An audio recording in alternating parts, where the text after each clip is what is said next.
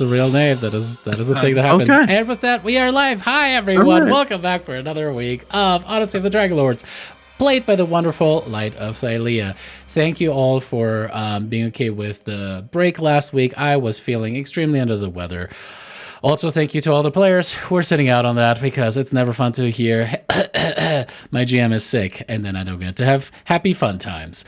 And we all love to escape the general existence, like TikTok disappearing and all the other stuff. But there's things that we can, of course, look forward to. And I think a lot of you have spent way too much time with Dragon's Dogma 2. The character creator is already available, and is it free on Steam, or do you have to pay something for that? Or do you have to like pre-order the game to get access? The character creator's free. Oh no. That's how they get you. That's how they got you. Oh, I definitely have been influenced. That's all I have to say. Honestly, I have seen some of the creations that people have put out, and it's phenomenal. I mean, it's absurd. Everything from like Chad Squidward to, I don't even know, like Dragon Ball Z characters to Winnie the Pooh. Winnie the Pooh. All right. That's my bear fuel. Wait, hold on. Winnie the Pooh? It just like took me a second to realize that Winnie the Pooh is not a human. So I'm like, wait. How do You can be a human What? or a cat person. What? Like, I didn't realize that Winnie... No, it took me a second. I was like, oh yeah, Winnie the Pooh. Like, they So made characters. But then I was like, wait, Winnie the Pooh is a bear. The implication would be like a chubby cat person kind of looks like a bear. Yeah, I'll post it. Not like a Not San for Twitch Francisco people, bear. sorry. Like a little yellow bear. You were the one no. who said we don't use those. Okay, I know you're not into sports ball, but the Bears are Chicago, not San Francisco. Chicago bear. Fucking Jesus Christ. Is that like a gay thing? Yeah, Dragon's Dogma 2 Oh, is Chicago, that's a shaping team. up to be a pretty fun game. my Character God. builder seems to be interesting. I That's all I wanted to shout out. Not brought to you by We Lost Our Genti. Stop it. With that, aside Oh, that's just me. That Winnie the Pooh, that's just that me. You guys just shared in the fucking no. Don't make me mute you guys. Jesus Christ. For fuck's sake. Yeah, anyway, is there anything... Oh, no, that's not what I meant to do. Is there anything else that you guys know about the Nerdiverse that you want to shout out really quick before we get started today? R.I.P. that Dragon Ball Z guy whose name I can't remember right now. Yes. R.I.P. Backyardigans lady. Yes! Yeah. The Backyardigans? What are you The talking lady about? that created Backyardigans. Backyardigans, she died. Okay. She died too. I It love comes in Backyardigans. threes. What can I That say? was my stuff back then. It was on right after Cyber Chase, and before. No, wait, was that Backyardigans? Was that No, after Cyber Chase? Backyardigans PBS? Was it PBS? Backyardigans was on Nick. Backyardigans was cable Oh, television. it was. It Yeah, was. I'm Dennis thinking thought of you something guys were else. talking about cardigans for a second. I was like, a lady that No, the created cardigans? Backyardigans. No, yeah. It's a show about sentient cardigans that go on adventures. I liked Shaniqua. You know what? Shaniqua There's was my probably favorite. audience And for that. Pablo. Oh, man. All right, anyway, my daughter is very much into Odd Squad right now. Absolutely loves that show. I don't know what that is. With that, then, it's kind of like, it's like a kid's version of Doctor Who, like an even more kid-style version of Doctor Who. It has a very similar vibe. It is interesting. It's like 007 James Bond, kind of like Q meets Doctor Who. It's interesting. There's a kitty spider. That's all I'll say. With that, as we're getting back into it, who would like to recap us? That is right. 2 weeks ago. What happened? Who are you? Why are you here? Tell me more. I ask myself that. That's a great question. Hey, with your characters, you have actually answers for that. Huh?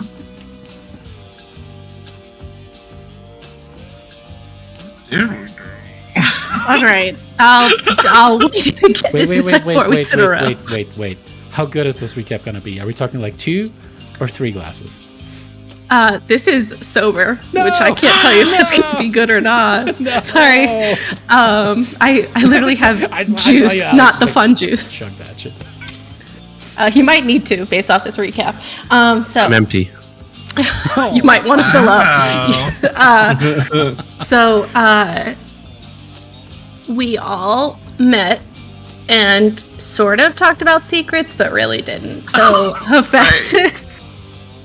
Hephaestus and Daphne showed up, and they kind of talked a little bit about what was going on, and they're gonna look for Daphne's mom. But come to find out, like, we realized Daphne's mom's alive, but she's doing her own thing, trying to go with the Amazons. And then Argenti is now a dragon. And we kind of talked about that, but he's really weak. And he also, for some reason, turned into an old man. Listen. It was a choice. It was an absolute choice. Jason Just is not exploring landing. all the avenues of acting. Okay. I'm trying to. Yes, exactly. This is actually going to be part of a portfolio for my later roles. You're going to look back on this moment. Old man Jason. Here's spry old man Jason. Yeah. Exactly. It was a choice. It was. Yes. Lyra Continue. didn't own up to murdering an entire school of fish, but she talked to Nobody knew about it, so you talked to one of the dragons. Uh-huh. Valis? Mhm. You talked to Valis and had like a little heart-to-heart with her. Yeah, I knew it. And She then brought me breakfast in bed. she did. And then we went to Mitros. Fixating on that, but okay. Yeah. We went to Mitros. We hung out with God, I can't remember players' names. Brissa. We actually Wow. went to Disqualified. Oh my god. Brissa adopted another kid. Just in case we never find Mitros. Like we're getting her back up to her OG number too. It's all about the numbers. But she was very loving. Like we saw loving Mama Brissa, and it was really nice to see. It was some really good character growth. And Some of us are giving Estor. this. She's a pod person now, but you know. yeah. Estor is back to toddler. He's no longer six-armed Gigan. And I think we're gonna have some like really relaxing downtime. Like we need Argenti to de-age like Benjamin Button, so he's back to his normal. I'm on it, Queen. Alex's I'm scars on it. in that single statement so much. And then I don't know what else are we gonna do, guys. What else happened? There was like a lot of RP, a lot of talking. Ugh. I know. I asked Valis and Kyra to go rescue Estrella for us. Yes. Yeah. Were they gonna rescue or scout? No, I told them that she's on the ship, and they were like, "Okay, we'll go there, Okay. and we'll see how that works out." They're gonna pawn it off to a messenger, and then we'll have to rescue the messenger. It's true. I'm pretty sure Tell Valis me actually another like NPC made a that you joke care teasing about. about that. For each Valis time did you make this a joke about it. She Hey, well, did that's make a joke about it. Become more personal. She did in fact make a joke about it when I asked her to do it for us. Yeah. All right. And Vulcan's fixing my weapons. I'm gonna throw that in there so it happens. I said it, so it happens. We pick back up after another couple days have passed. All of you spent some time in Astoria and had discussed things with Hephaestus, the Fire King, one of the 8 gods that had dared to challenge Sidon and Lutheria to ascend to godhood within Thylea as well. Since then, Hephaestus and Vulcan agreed to jointly work on the weapon for Darien. After some time spent in Astoria, Brissa, you very quickly, of course, returned to Mitros. The repairs are ongoing, and even with magic will take a little bit more time, but Mitros withstood war. However, the scouting reports that you received this morning are not good.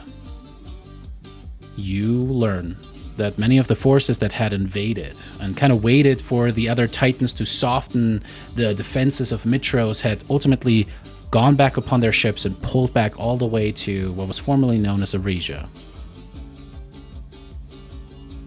They seem to be amassing again. waiting for something. Your scouts are not quite sure, but it's something that you certainly could follow up on as the queen.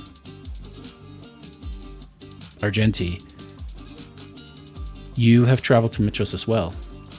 Aesop insisting that the dragons should make an appearance once again so that the return of the Dragonlords can be ushered in. The true Dragonlords. After all, you are one of the originals. Yanni, you have been working, actually, quite a bit in the repaired parts and wings of the Academy, where the remaining acolytes and wizards, sorcerers, and other arcanists have been working very, very, very laboriously in trying to say, bless you, but also beyond that, trying to scribe down whatever scrolls they could, trying to recover whatever magical inks and tinctures they needed to create more scrolls as a reserve. A lot of you had, of course, memories, spell books of your own, and by and large, many of the most functional spells have been restored. Though again, the reserves that once were there are gone. You specifically have also been working with Helios, who has arrived at the city. A sight that at first turned many heads, for there were about 40 ships that suddenly arrived in the harbor. Ballistae were set against them as we saw Gigants disembark from the ships. Except they were not wearing the lightning bolt of the titanic forces, but rather a burning emblazoned sun upon their crest, as they declared that the sun god Helios had sent his regards. Many were confused, thinking that they were speaking of the Sun Father, and very quickly the Gigants were willing to dissuade and dispel such understanding. Helios and you have since been kind of locking yourself away within the Academy, working on a spell that will put many other spell, except for maybe Wish itself, to shame. The spell of apotheosis. But today we're picking up in the early morning hours at the wharf and the dock site of Mitros. The sun is rising on the east and kind of shining down a golden light from some of the shadowed buildings that are kind of cascading down upon it, and we see that there are torches burning upon a small barge. You see the oars themselves cutting through the water, pushing everything forward. The ship starting to arrive there, and you can see haggard, wounded, bandaged men and women, sailors that look like they certainly have been roughed up to a certain degree. They are wearing no armor, just given basic clothing to protect themselves from the weather, and the ship itself seems like it has been damaged, maybe sabotaged on purpose. But in the middle of this barge, you see two stone items, sarcophagi. One small compared to the other, the length of approximately a human. The second, much longer, belonging, likely, to a dragon. Rissa, you stand at attention with your centurions around you. The others have joined you as well as promised. Moxena has sent the corpse of not only your husband, but also his dragon. By resurrecting both at the same time, you know you are able to bring him back to life fully. And it does not escape you, Brissa, that Moxena sends a message here. That she could have buried the dragon and prevented you from ever bringing him back. But she chose not to do that. She chose to send both corpses. She chose to give you this. A power play, or maybe a message of trying to make a deal. What's going through your head as you see the two sarcophagi of your husband and his dragon before you? I think Brissa's like really nervous that it actually won't work because we had talked to like Yanni earlier and everyone else and thought it would just be like, oh, you resurrect and you die. So she's like, hopeful that she'll get her husband back, but she's also doesn't want to get her hopes up too much because she doesn't want to have to go through that again. So she's like happy but also really nervous and like sad. Yeah, she's a mix of emotions right now. Darian. The new chakram at your site maybe excites you more than anything else. Maybe even more than Dragon's Dogma 2's character creator. I don't know about that. But as you have the weapon sitting at your side and you can almost feel the heat still slightly emanating off of it, there's a moment that I think does need to be appreciated, which is you get to see an inverse of a moment. Rather than you watching your mother being pulled off a ship and then brought back to life and die, as Brissa and the others just look on, this time you get to see Brissa in that vulnerable situation. It could be equal parts triggering to the trauma that you've experienced, but maybe in a more vindictive vein. It could also maybe feel satisfying. How do you think Darian feels in this moment? I think there's a part of her that's scared it's going to be too good to be true. That she's waiting for the other shoe to drop because that wouldn't surprise her. So I think she would probably be like on edge, but also hoping that things will turn out well. But she'll be nervous about it. The captain of the ship, which seems to be kind of like a wizened old owlin of a bird person, kind of steps forward. You can see kind of like a half-broken beak that has been replaced with kind of like a clasp over prosthetic of like a metal beak in the front. You can see one of the eyes has been kind of stretched out and long healed over, and as they kind of come over there with a little bit of a quarterstaff as a walking stick. My queen.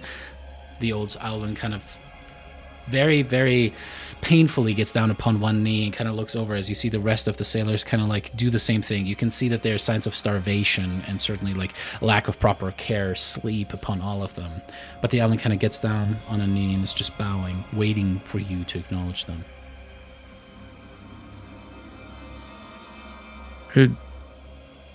Thank you for returning my husband. Are you soldiers of Moxena, or... No, never. And you see a couple of the sailors actually spit at the mention over the keel or onto the deck. And you look across them, they don't look like soldiers. I mean, they're men and women both, but though they are not completely... I mean, their physicality does not bespeak of, the training and food that proper centurions and soldiers and mitros receive. These are probably common sailors, fishermen and women that probably just ply the trade. Brissa will lay down and lift him up and be like, "We will Thank you, my queen. This is not necessary. Thank you.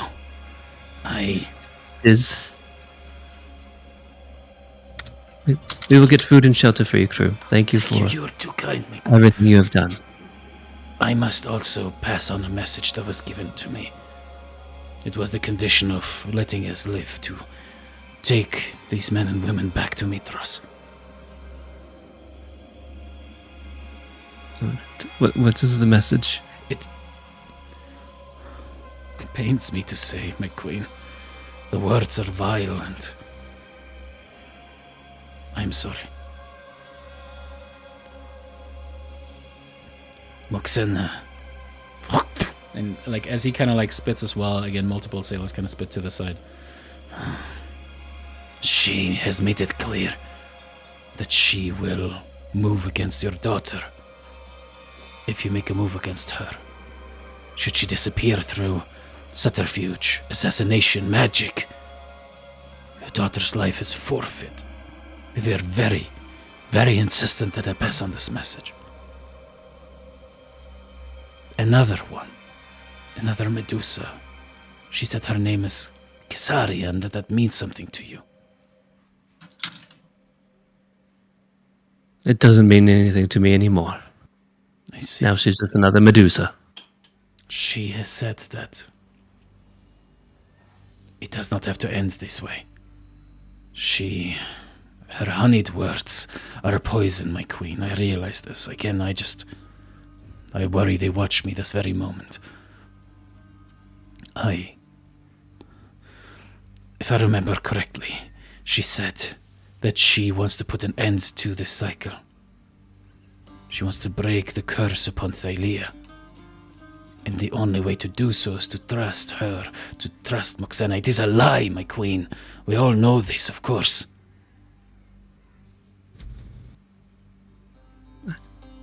I'm in agreement. It is a lie.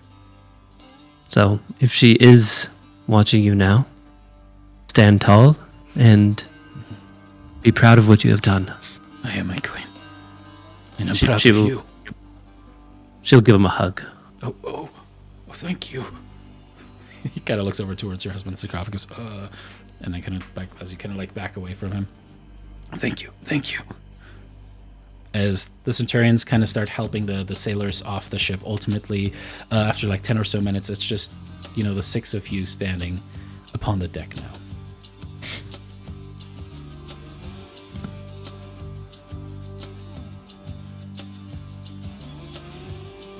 I guess, does Brissa know if she has the resource? I mean, the city was sacked, so does she have the resources to have clerics resurrect them?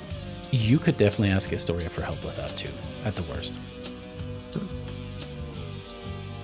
Then, yeah, the Abyss will ask Historia for it as well. The rest of you, as you see Brissa kind of stepping forward to the sarcophagus, do any of you say anything?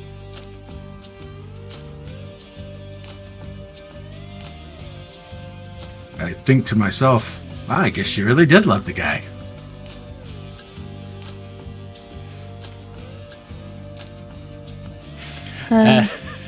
Daphne would go up with Brissa and just kind of put a hand on her shoulder and nod and be there if she needs support.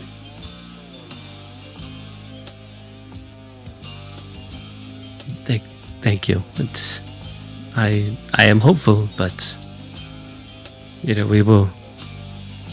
I don't want to lose him again. I don't want to give the hope again to Estor or to anyone else that he might come back if it doesn't work, but I will. I don't think I could lose him again.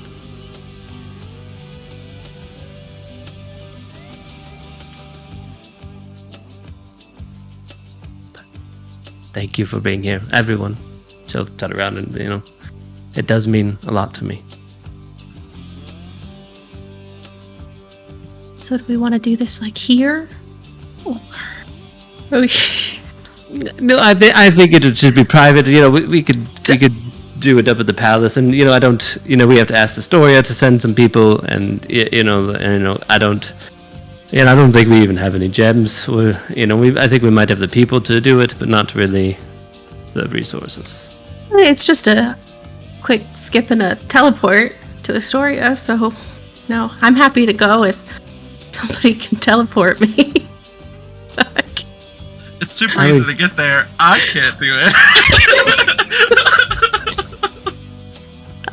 it. We could just send a message and ask for Rhodus, to send the necessary resources. That does make a lot more sense than sending someone who can't teleport.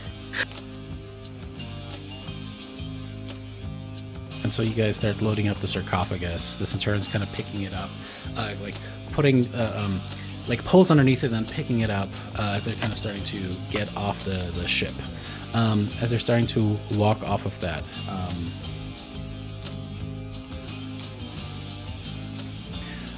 you start heading back towards the palace. ultimately arriving there, and you can see that Helios is already waiting. Long golden hair cascading down. He has chosen to wear much more subdued, kind of like actual wizardly clothes, robes that are befit of someone who is in a standing with the Academy. Certainly walking in incognito at the moment. The sun god, Helios, has not been revealed to the people, simply mentioned. Again, the Gigans have helped protect the palace, have helped repair much of the city while they have been here. And you guys have like a full, couple battalions of Gigans at your behest, including the elephants. Yes. As you guys get there, double checking. So, Jason, you 100% sure? Nah. Brissa will remember this for later. It's okay. I don't expect it to be empty. Alrighty, cool. Just making sure that Also, it's right, understood I how the can't- spell works, because it's a really cool spell. No, yeah, but also I can't cast spells, right? Because every time I cast a spell, it like gives me. It's already ouchie. days later. Your weakness has disappeared. Oh. Using it to okay. cast a spell, though, doesn't that not give you the ouchies, though? Exactly. Isn't that the one Lower. thing that Eighth level doesn't or give you the lower. ouchies? Yes. But what Jason was talking about was when you're suffering from the weakness from another wish, Yeah. casting a spell does necrotic Ooh. damage. Yeah, you've spent a few days downtime upgrading a chakram. You guys have what Gothni has been up to. And then, Argenti has, recovered. And we'll go into what you guys have been up to here in a second. But all the weakness is gone. You could now recast it without negative consequences. So I don't need to, method act, leaning on a cane. I mean, I don't want you to stop. You could totally do it. I just Maybe that's have a part of your character now. a point of clarification. Her name is Sadney, not Gothni. We talked about this already. Gothni. Presney? I thought we were going to go with all the different... Is she just the, emotions, when she's really upset in battle? She's Madney? I just don't know. She's the inside out of Thylea. Yes. Oh, no. We all have Daphnes living inside our heads. Oh, God. I'm so sorry. I'm not mad about it, though, actually. No, it's fine. It's fine. Daphne already lives in my head rent-free, so...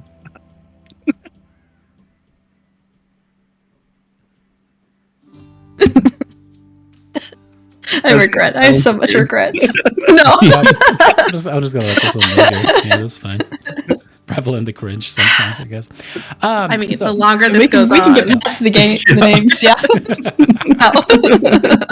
No. So again, to clarify, you could absolutely cast something like anything that is 8th level or lower of a resurrection spell, and you wouldn't need material components for it, which is extremely powerful. And if you have the, what is it again? Oh man, I always get them confused. The twin spell, because I think as long as it's only targeting one thing, you could double cast it by using sorcery points.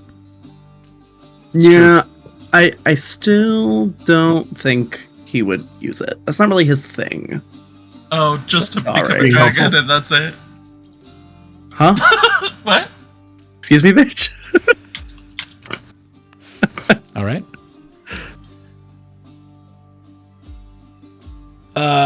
Yeah. I'll ask the story for help then.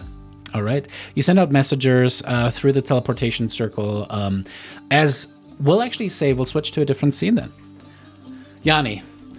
I'm sorry that it has to be today when things are hitting you in the head. I guess you've got Madney right now. As you guys are headed towards the towards the academy, Helios kind of goes, no. I should clarify. Yanni and Helios, he kind of pulls you to the side and says he'll walk with you, as you sent the message, and then kind of to accept the people who are teleporting over to who will actually enact the resurrection as well. He walks with you towards the academy. As you let everyone there know what's going to happen, sending the sending message and all that stuff, and you find yourself back at your own office, your own laboratory for a second. There you see a long wooden table. The table is covered, instead of banquet fare, with dozens and dozens and dozens of parchments and vellum. That is just some of the most insanely complex arcane formulae that you have ever seen in your life. a thing that has been interesting, and I would like you to roll me an investigation check or arcana check with advantage. I'm better at Arcana, so let's run with that with advantage. Natty 20 for a 37. Oh yeah. Has been the basic understanding of what divinity is. Helios really pulled back all of the curtains about it, delved into it, answered any question, and if you want to ask any questions at any point, Damon, you can interrupt. But essentially what it boils down to was that there are certain levels to divinity. Some divinities are so powerful, so intrinsic to the way that existence works, that they are fundamental. He explained that indeed there supposedly is a god of magic, and that because of that god, magic exists in the first place. That otherwise, only divine beings would have access to it. Your mind scratches at that, thinking of the Promethean fire, how that was handed to mortals and all the effects that had. Having something like magic put mortals almost, not quite, but almost on the same level as divinities must have also had insane ramifications. You have learned of these other planes of existence, that there are a multitude of them that exist, and that lesser gods, sometimes also greater gods, will vie over these spheres of influence. That they almost use them like territorial battles between each other, trying to curry favors with potential devout or destroying worlds to cut off belief in a very real, almost resource-like fashion to other gods, weakening them in the process. And suddenly you see the world for this game of 10 tiles that it is. Not just your world. Your world is merely one tile. You're not even one of the pawns. You're nothing more than a tile. That others, the gods who are the true players, the true pawns of existence of the cosmos, get to play upon. That there's a multitude of these tiles, thousands, maybe millions of them all throughout existence. And they're being played at every moment, every minute, every hour. He explained, of course, the greater gods can make incredible things happen, but the lesser gods are still incredibly dangerous. It seems that Thylea and Kentemane, as far as he has been able to suss out over the centuries that he's spent here, are true gods, powerful gods, that came from another world, that were born with it perhaps, but they created this new one. Their offspring became lesser gods, some of them now only in the mere level of demigods.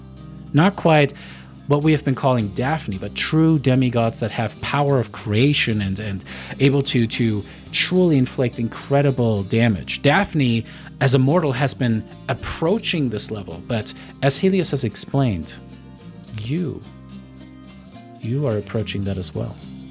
The mastery of the universe, the cosmos. You have been ascending to a status that one day will challenge not just the Titans, but possibly true gods themselves. That's scary. He looks towards you as you like mentioned that. And we could even say this was a flashback as you guys sat there, maybe drinking some water, maybe some wine, munching on some grapes and bread and cheese. It is. That is precisely what brought my world to its knees. Hugo. Yeah, Valis told me some of the stories, something about a king priest or something. Yeah, crazy people. Foolishness. That's even crazier to me because, like, the guy was supposed to be a priest of one of these gods and somehow turned their own power. Well, I guess he didn't turn it against him, but he, like, used it to piss him off enough that they smote the world, basically. Yes, that is exactly it. You see, the problem with belief is it ultimately becomes a true form of power. Yes, you can apparate somewhere and smite someone to dust. A dragon can fly somewhere and burn someone to a crisp, but nothing is more powerful than belief. A belief that you are right. A belief that someone else is wrong. A belief that you are better than someone else. those kind of ideas, they can endure. And they can endure not just your existence. They can endure the ends of worlds. Be passed on to another people. And doom them just the same way. They are the truly immortal thing I have found in existence. For even, Yanni, even gods can die. I know you have killed Sidon, and I'm proud of you for that. But I must admit that Sidon was not what we would have called a true god. Yeah, and I mean, but, you know, like, Thylea sacrificed herself according to the legends. So, you know, it's, I mean, I guess, I don't know if you consider that self-deletion or not, but it's you know, she's still dead either way you slice it, so. About that. And there's a little bit of a smile, sly smile upon Helios's face as he walks over to one of the parchments and kind of like shakes it out from underneath the thing and kind of sets it down on the ground. This priestess of yours, this Estrella, you called her, yes? Uh-huh. Well, that's what she called herself. Clever. I suppose her mother called her that. Anyway, I think we're... I heard her call her that once, it's so called I'm pretty sure. Academic masturbation, where I'm from. Listen. I usually try to keep those two parts of my life separate. You know. Venn diagrams. She seems to have had a connection, yes? And he kind of like... What he pulled out was like... actually, a kind of like a broadsheet where there's a drawing of Estrella's, like kind of like portrait essentially, and then a bunch of notations that were made to the side. It seems like he has kept almost like dossiers on all of you that he showed you know about. Pretty good likeness, but why'd you make her nose so big? She doesn't have a big nose like that. I didn't do it. I had it delivered to me. You get what you pay for sometimes, you know. I guess, yeah.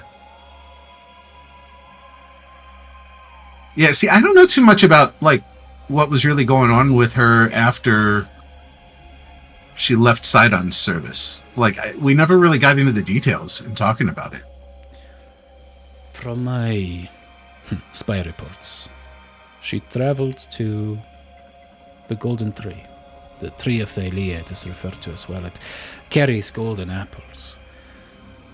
Magnificent sight. Giant. But from what was observed, her magic changed after that. She was not reliant upon Sidon anymore. She was free. I think she was able to get a connection to whatever remaining essence, whatever vestige of divinity still remains within Thylea's crest, of the true goddess that gave birth to the plane. So, maybe it's more of a hibernation of sorts? Maybe.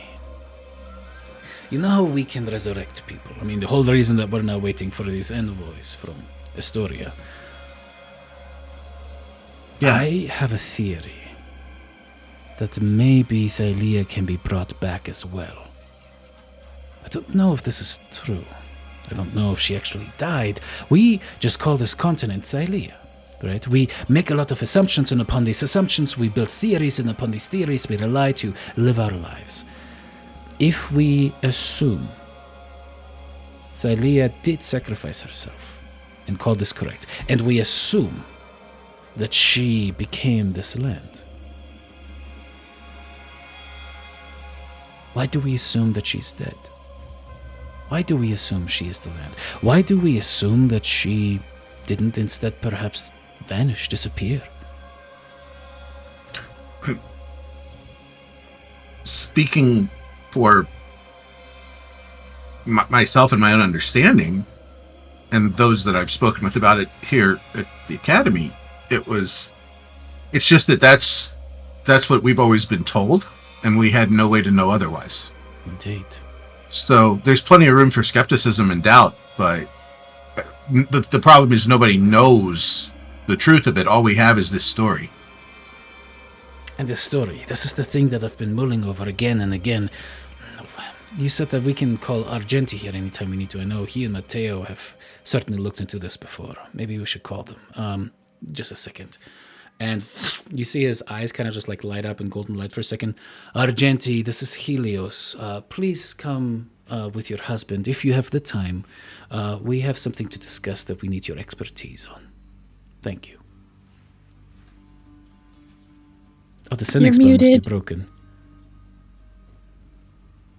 He just decided to also right. on that. That's fine. I'll be right there. Very good.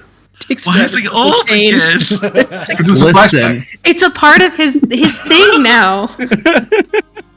I was drained. I was drained of so much. Mateo actually has a theme for it now, so. Oh no. It's time to take your medicine. No. I hate it here. Oh man, fun to be had with the levitation spell. As you guys continue talking in Argenti, do you just like teleport yourselves there, or do you end up walking to the account? Sure, yeah. We'll just like Mateo. You ready to go? Okay, let's go. What? Snap of the fingers. As Mateo's like holding a charcuterie board that he had just like especially made, he like made like a little heart of the salami, and there's like, you know, you see like some cheese on the side and stuff like that. He's like, I was going to have a breakfast with you, but hello. And then as we're Helios. I'll just grab some of the utensils. We brought food, right. no drink. For We assumed you would have it. one. Yes. Sit down. Yes, thank you for answering the call so quickly. We were just talking on the nature of divinity, some of the conversations we had before, but a thing that came up was, of course, the history of Thylea. I was wondering if you could maybe shed some light as to... We know the basics, right? Thylea and Gentimani came from some other world. As far as we know, there was supposedly a conflict. This is the creation myth. And Thylea was so saddened by what occurred that she perished and became the land. What theories have you stumbled upon? What other creation myths have you heard? Maybe there is something that we are missing. Maybe there is a different truth. Maybe we are... I feel like I've been so close to this for centuries, but I cannot find what happened. I always find that the most truthful truth is the truth that is the hardest to accept. And that would be what? I mean, it sounds wise because you said it slowly and kind of like in that cadence, but content-wise, have you heard of other creation myths? Have you heard of anything else? Yes. I have. As he leans in, excitedly, pensively, waiting for you to actually say what it is.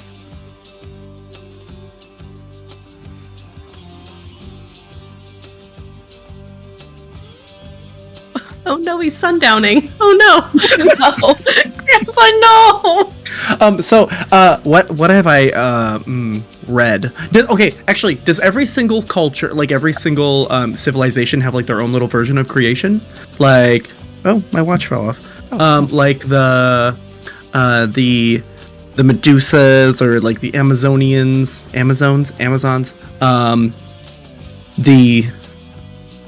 What is Lyra?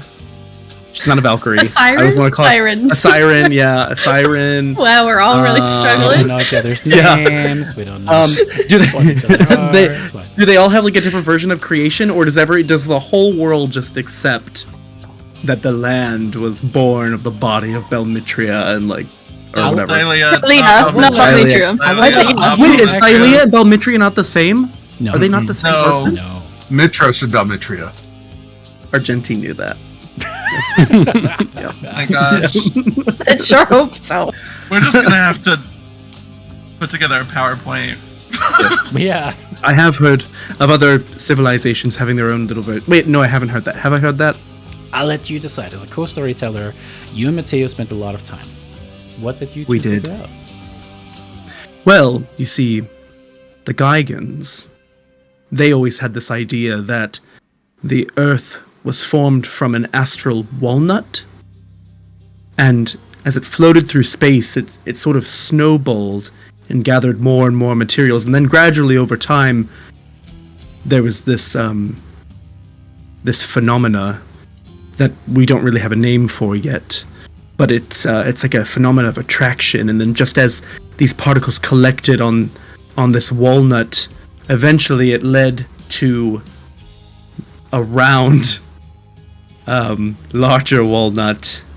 But that would be crazy, of course. As we all know, the world is not round. So, the planet was severed. Continue. You disagree? Continue. It's a giant triangular prism. Everybody knows that. What are you talking about? Well, that is also incorrect. The world is flat. We have proof of Yeah, that. on one side, and then on the other side, and then on another side, and then there's two little flat parts on the ends. Oh, actually, that's actually a really good way of thinking. All right, about it. I need to It's step like a in here. third one. Ilias kind of goes, All right. Your world is just limited. I don't... This is the other problem that I've seen. The everstorm that seems to be surrounding the continent of Thylea. Thylea is much too small to make up an entire world as I've known it. Worlds in general... Wait, there's a storm? Are, There's a storm. yes.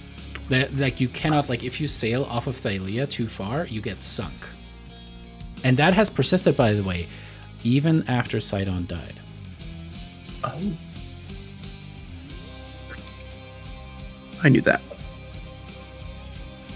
All right, walnut theory. You know what? I'll write that down over here. Yes.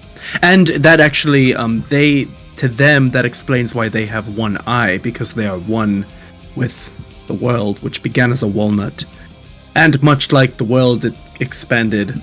Right, I heard which about they that. use Like, as little something. pieces of the Yes. the large walnut like hit something in the head and that became their eye, right? No, I have no idea what you're talking about. What I'm talking about is Oh well, it expanded their maybe consciousness. this was not a good idea after all. Charcuterie. Would you Charcuterie, like some? yes. Would you like some? I don't know what this meat is called. Is it bruschetta? Is that what this meat is called? No, that's bread. Tomato. As Matteo and just cheese. goes, are you quite Pancetta? well? Is it pancetta? Huh? Huh? Pancetta? I think so. Yeah, Matteo goes, Yes. That Yes. physically hurt me in real life. What is that meat called? Pancetta. Is that meat? No. Prosciutto? prosciutto. Prosciutto, I was thinking, yes. Yeah. Yes. Ow! Listen, no. The people that I don't know would appreciate words. this charcuterie board aren't there, and it makes me so. Yeah. As all of you guys sit down and you eat your light refreshments, we go back towards the palace. There, Brissa, your husband has laid down and wake, and Icarus seems to have been beheaded as part of falling. The head and the body are both within the sarcophagus, but it was definitely not pretty. As they now lay within the throne room and centurions are gathered around, candles and candelabras have been set up all around, and you see off to the end the emissaries from Astoria are approaching. Leading them is actually Aesop. As you see behind them, they're carrying these small cartouches within which you presume the diamonds are stored. They set up for the ritual. As they turn towards you, Brissa, Daphne, Darian, and say, now, you will have to contribute something. In the past, it was presumed that because Lutheria held a grip, a claim to the soul, she was not easily willing to let go of. Soul sometimes resisted the call of returning. As far as we've been able to tell, though, with some recent resurrections performed after her departure, this is still the case, you will have to still make offerings to the souls of the past so as to coax them back into their life. There is a chance we can do this without these offerings. There is a chance the souls could be offended by the offerings, but more often than not, a proper offering giving in honor to the fallen can increase the chance of the spell succeeding. Is this material offerings or verbal offerings? The way that I have always explained it to others is that the intent rules. The intent of how exactly something is presented oftentimes matters more. So I have seen a lover place down a locket upon his dead bride's body, and this did coax her to come back. But it was more the intent behind it.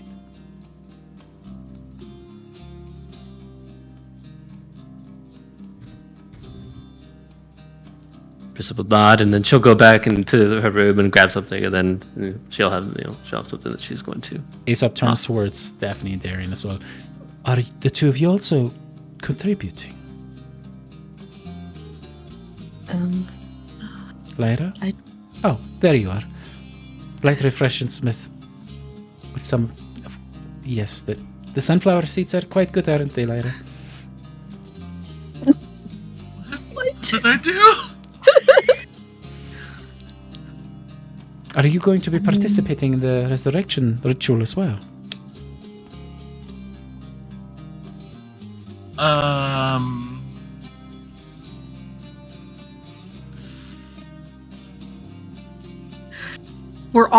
We're talking about this while Brissa's not here. Like, we're all looking at each other. I don't have anything really physical to contribute. Like, I can say like a story or two, but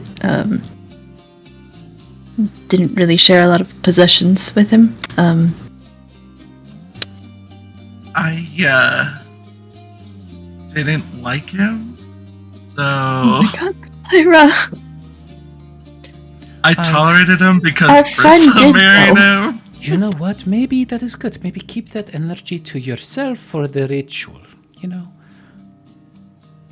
Right. I feel like I barely know the guy. I could just not be there. Actually, That could be a good idea. I hear that sometimes the ether moves in unexpected ways, and maybe yours would infect the ritual to go poorly. yeah. Sure. Does it have to be adults? Like, I would think his son talking to him would be pretty motivating. Like Dad, come back, wake up. much That might anymore. traumatize. Well, he can't form sentences anymore, so We said it was intent. Like, maybe he just comes up, hugs his dad. The toddler walks up to a corpse. It's gonna be absolutely so first thing that it traumatizing. does is hug it. But just tell him he's sleeping. oh no. oh, yee. Listen, the last time someone important to me got brought back, it didn't go well, so Ooh. really don't know. Oh yeah, we should probably make sure Acastus has all of his organs. Yeah, let's learn from that mistake, please. Oh no, the spell that we've prepared is going to take care of that. Oh, that's convenient. Cool. You don't Well, think to that's be your- fair, we didn't revivify your mom. We unpetrified your mom. That is true. That is true. We didn't. Yeah, but then we could have done that after, probably, right? No, we weren't that good yet. Oh. So you're saying had we waited? I mean, I mean, do, yeah. if we rescue Estrella, she can probably bring her mom back because she probably is that good now. You see Darian kind of freeze for a moment because I don't think she ever thought that was in the realm of possibility. Okay, well, we need to rescue your friend. But let's... This is about Brissa right now. Yeah, no, this is definitely And about Brissa right Augustus. now. And this is when you Oh, return, yes. Brissa, when you just hear very, very strong affirmations about this is about you. This is about Brissa. Brissa. I appreciate the support. Are you all ready to also Oh, participate? Brissa. So, Brissa, we're going to be completely upfront with you. We all decided Lyra's probably not the best person to help with this. That's fair. So I guess it's going to be, and I look at Daphne, you and me? I suppose so. I mean, maybe if you have your item for Acostus, we could help with Icarus. I mean, did Icarus like silver, gold? I Silver. have a couple silver. Yeah, Then it was. I can give some silver, and hopefully that'll help. Lyra immediately remembers that we're also bringing Icarus back to life and reaches into the bag of holding and pulls the dragon skills out that Icarus gave her 5 million years ago from his own body. Then you can help with Icarus. Yeah. That sounds wonderful. Thickers. All right. Going into the mechanics of this. As you remember, we use the Fading Spirit rules. Thanks, Matt. Yeah, I call him Matt because, of course, everybody calls him Matt. We're on a first name basis. We're like Totally, he knows who besties. I am. Mhm. But anyway, yeah, so up to 3 people can contribute to that. So if you want to split it 2 and 2, you certainly can do that. So Lyra, it sounds like Icarus for sure. Brissa is going to Dragon for sure.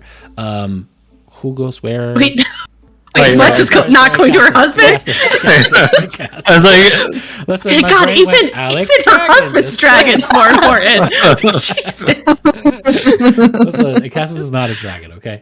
But yeah, he is in bed. I was like, oh my God, I was going to say the same thing. It's like, I decide to I bring support neither that. of them back to life. I support that. I leave. Lyra actively sabotages the rituals. It's like, really need to listen, sabotage you don't one. want to come back. It's does he- really does rough he out roll, here. does he recharge on a 5 or on a 6? All right, cool. So who's going I to whisper go? in his ear that maybe he should stay dead. Oh man! All right, who's going to roll for Acastus in addition to Brissa? I guess I'll do it. That's one of you two. I'll do it. All If right. you're gonna give the dragon money, I'll talk to the man. yeah. Okay. I mean, you knew him Amazon because talking you to stayed at the palace. And Yeah, I was like, I stayed here. We had conversations in passing. It's fine. Yeah. We have common interests. That's enough, right? Yeah. Talked about the weather like so many times. I'm a woman. He's into women. Like, it's all connects. I feel like, whoa, oh no. Nothing untoward, all right? It was just... Brissa grabs her glaive. This is where Darian says, bye, guys. Now we have 3 people to bring back to life. Luckily, mine said just leave her dead for 10, then revivify. Like, just let her think about what she said. Oh my god. All right. Do we want to do Icarus or Acastus first? I'll say this is Alex's choice. We could do Icarus first. It's fine. All right. Oh no.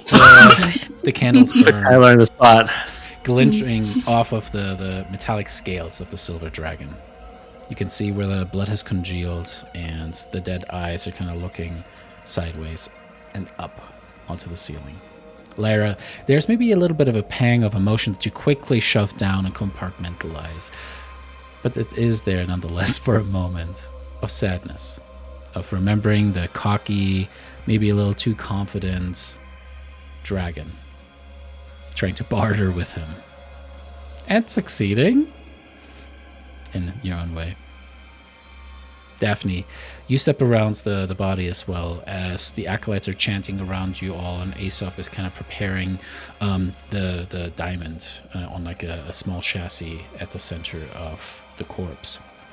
You walk around and you certainly have been feeling okay these last couple of days. You spent a lot of time at the forge and having Hephaestus. It was nice, but he stayed back in Astoria, and that light has faded, and it's just felt like a hive of bees has been trapped inside of your chest, and you haven't been able to identify what's going on. Or maybe it's just the fact that you don't want to identify those feelings. You just want to keep them there. But that moment that you step up towards this dragon, looking upon this brood, looking upon someone who you share a kinship with, something that Yep. still is weird. Lyra, Daphne, how do you present your gifts? What do you say? What do you do? Particularly meaningful, clever things might gain you advantage on a roll. I will let you know what the DC is, depending on what you decide to offer, and then we'll see whether that increases or decreases the DC. A reminder, every successful proffering lowers the DC of the resurrection by 3. Every unsuccessful offering raises it by 1. And we start at a DC 10 plus every time these particular creatures have died. Lyra, do you want to go first? Sure, yeah, sure. I will walk up to Icarus's body and put the dragon scales back on top of him. And I'll just say, hey, so I'm giving you these back. I really need you to come back because you still have that gem that I gave you, and I still need to get it back from you. And I've been working on that. There's some other stuff that I have that I can trade you that we've gotten in our adventures the last few years. So if you could just come back, and then we could barter some more, and Brissa, you can have another little dragon roar contest, and you can blow her out of the water again like you did last time. And oh, that'll be great. So we're waiting for you.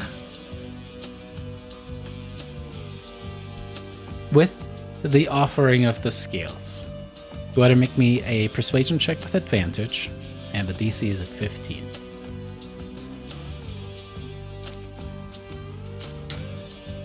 Okay.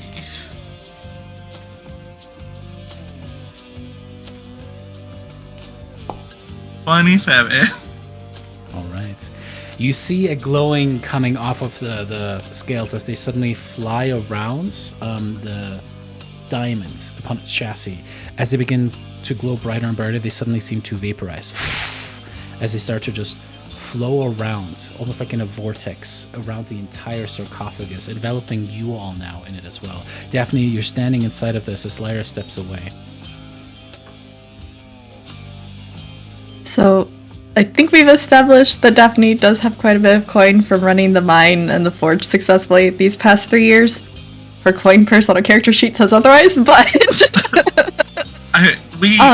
I still haven't figured out if we actually still have like 20,000 gold or not from when everything got erased. Daphne, go ahead and roll me a D100 luck roll.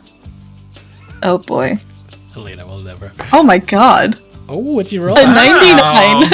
A 99. Hell yeah. You actually, this is maybe in a pouch on your side. You brought mithril and adamantine bars, ingots. They each are worth a small fortune in their own right, but you could certainly use one of those as well if you'd like. I think she takes out one of the mithril bars. She'll like lean down and say to Icarus, "Hey, silver thief." And like Daphne calls him that because during one of her rare visits to Mitros, like right after Brissa had given birth, Daphne was still decked out in her mithril armor plate, which looks a lot like silver. And Icarus maybe got a little too excited and tried to munch on like her bracer or something. To his utter disgust, it was not silver. But so she'll take the mithril out and place that like right in front of his little snoot. And say, "I promise, if you do come back, I will actually give you silver." All right. And she'll like place a single silver coin on top of that bar as a promise. For a nice impromptu story, advantage, DC 15, persuasion, please. Oh boy. Hey. Alrighty. Now I'm gonna need I'm gonna need one of the two who are not here to make the meaningful roll on this one. This has brought our DC down from a 10 to a 7 to now a 4. So a 4 or better needs to be rolled, a 4 or better needs to be rolled, and Icarus can come back. It's just a D20 roll, right? Mm-hmm. Don't say it like that. Well, You no, missed a no, because I have a question. I have a thematic question. This one.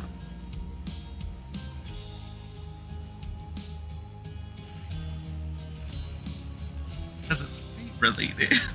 Let me read over the ability.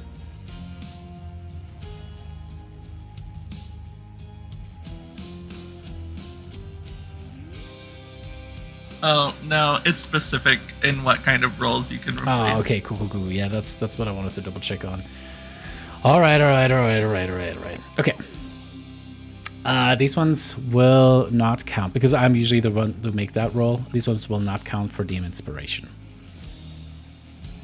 Damon or Jason? Who wants to make the roll for the dragon? Oh, I wasn't talking about inspiration. I was All right, talking I'll about... do it. No, I know you're talking about Fate's Foretelling. I'm just saying also yeah. Demon Inspiration doesn't apply. Gotcha.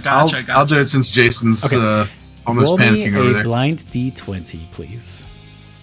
9. Now, I'm just going to preface this with, Alex, if all your people stay dead, I'm sorry, because everybody knows I suck at dice. All right, I clicked it.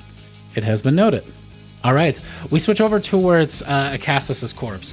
He is actually sitting there or lying there in almost like a wake-like thing, but you can see the cuts and bruises that since then have kind of just like darkened. He seems to have like that gray skin of a corpse that has been lying in wake for a minute and certainly has started to develop a little bit of the smell. But he looks like a warrior who fought until the last minute. He has wounds, mortal wounds obviously including, but a hero. Brissa and Darian, as you two step up towards the corpse. Brissa, this is your husband, the late king of Mitros, the man who descended from the line of Estor, or as you now know, Estorian, Archelander himself. Dragon rider of the Dragonlords that first arrived here, who challenged Lutheria and Sidon themselves. There's not just history and lineage here, but this is your man, your love, your partner, the man of your children, the husband of your children, the father of your children, Jesus Christ, not the husband of your children. Sorry, this is not a Sidon storyline. That's your baby daddy. Oh my god. Yeah, that's your baby daddy. Exactly. Darian, you watch Brissa as she's kind of like lost in thought, looking across that corpse of her husband.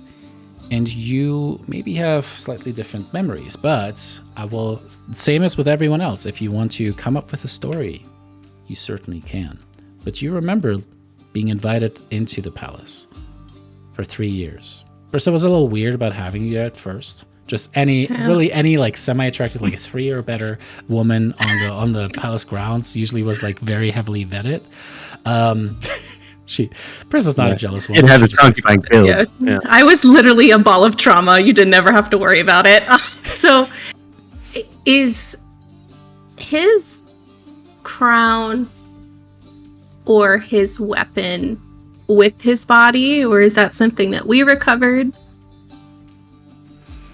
His crown is with him. Okay. I think Darian would look at Brissa and say, do you want me to go first, or do you want to go first? Yeah, you can go ahead. I will go last. Okay. I think Darian will walk up to him and she'll pull out her, I'm going to say this wrong, I do it all the time. Makira? Her sword, her like basic sword. Mm-hmm. And she's going to stab him again, just no,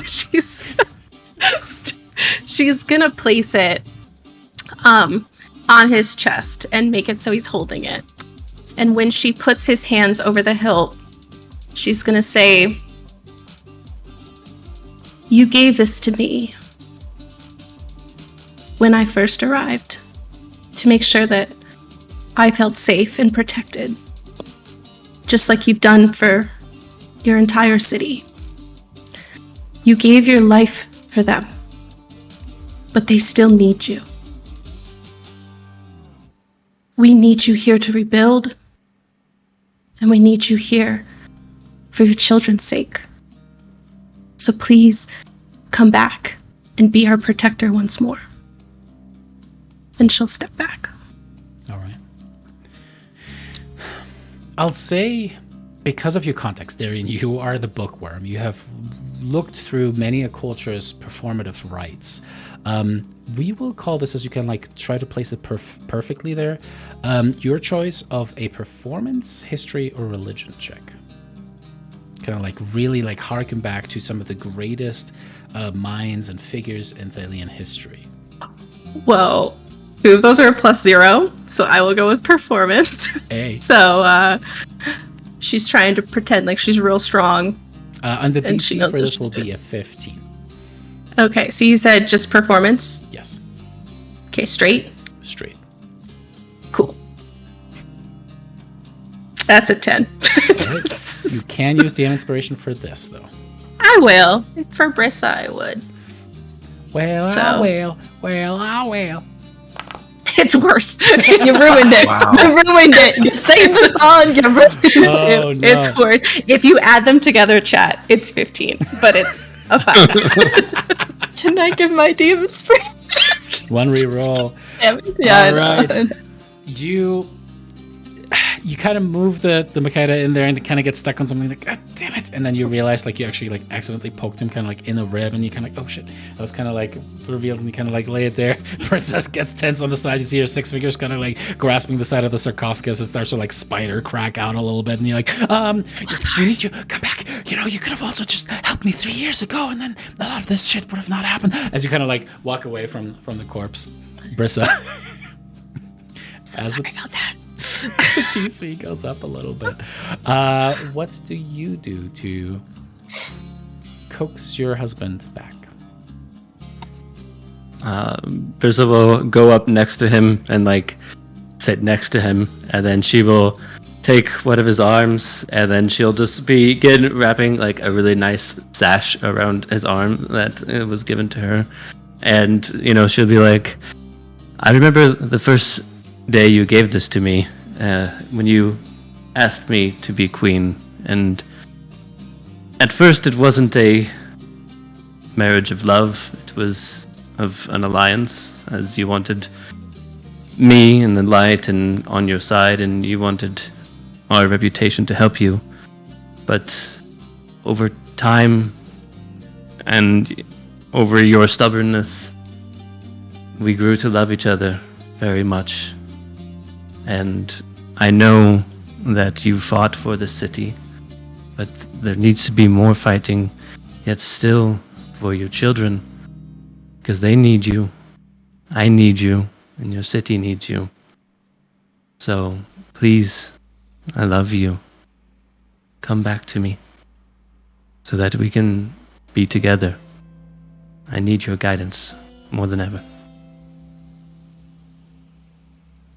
And then she'll lean over and like give him a kiss on the lips as well, you know. Go ahead and give me a persuasion check with advantage. The DC for this one is 10. And okay, 24. 24. All right. The DC lowers to not an insignificant number. Jason, please make me a blind roll. So, and that little drop down on the bottom right, select blind, and then do a d20 flat check.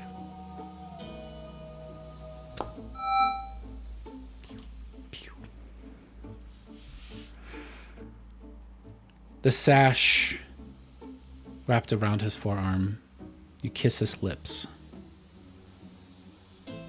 And both the diamonds, as this has to be cast precisely at the right time, the perfect timing, hover there, oscillating back and forth. you see suddenly the diamonds explode as there's just a cascade of glittering dust that covers both of the corpses, as the light from the candle seems to kind of like push into both the bodies of Icarus and Acastus, and both of them start to kind of lift off of their respective daises as they start to float and hover. You see the magic starting to re-stitch the severed head of Icarus to his body. You see the wounds upon Acastus stitching shut.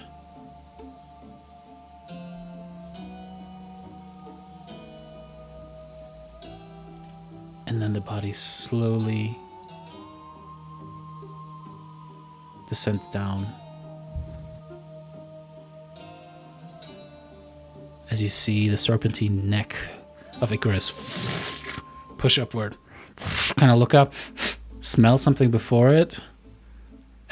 Its eye focusing, becoming extremely thin upon the mithril ingot, then looking towards you, Daphne, and kind of going, and just kind of chuckles as it kind of like suffers there for a second.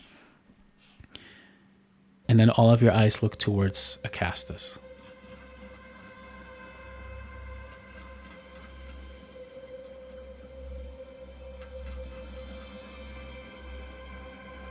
His eyes remain closed. His skin gray and pale. The scintillating magic of the diamonds slowly dies away. Icarus kind of goes over, looking down. No, Augustus, please, and kind of grabs the lifeless body and kind of holds it in his hands, and then looks towards you, Brissa, as you see the limbs dangling from the claws. Aesop, with tears in his eyes, looks towards you. I'm so sorry, my queen. I'm so sorry. I think Brissa's just like, there's tears like running down her face, but she's just silent right now. And she will put her hand on Icarus too, because she knows that like he probably won't last much longer either. And his tears stream down his face as well. Only to be brought back for death, to suffer a day, to know that you have died.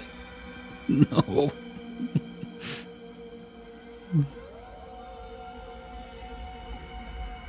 Thank you for trying. And the dragon is just bawling at this point, clutching Acastus close to his chest.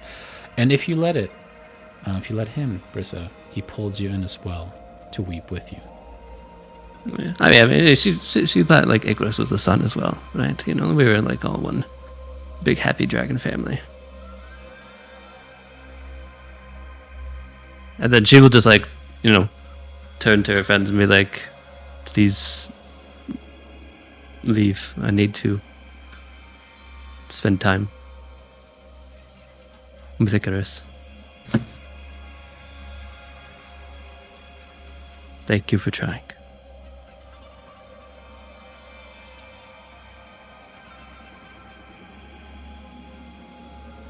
Of course.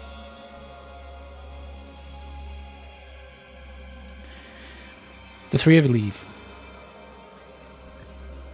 and walk the emissaries back to the academy. As Aesop says his goodbyes to all of you, you ultimately, where Yanni and Helios have been often, and Argenti and Matteo certainly have traveled as well. And as you walk around the corner and you come into the room, there's a heated debate currently going on. No, listen, it is not a walnut. It is like a sphere, like an orange or an apple, but it's not better formed. It is around all worlds around. There's just a storm around Thylea. I don't get it. There must be water all everywhere else. I don't know why this one is different. Oh, hello. Look, I think this particular scroll burned in the sacking, but I had a scroll that said it's a triangular prism. It explained it. And we're stuck on one face of it because of whatever it is Thylea did. but just because it's on a scroll doesn't make it correct. You have to verify it, and we can't verify it because we cannot travel past the storm.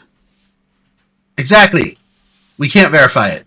But it had guys. very convincing logic. If you two could just quiet down a bit, for Brissa's sake. Huh? And Brissa's not there. Yeah, I know. But if they're going to the palace, she's gonna stop whatever that is before it gets to the palace.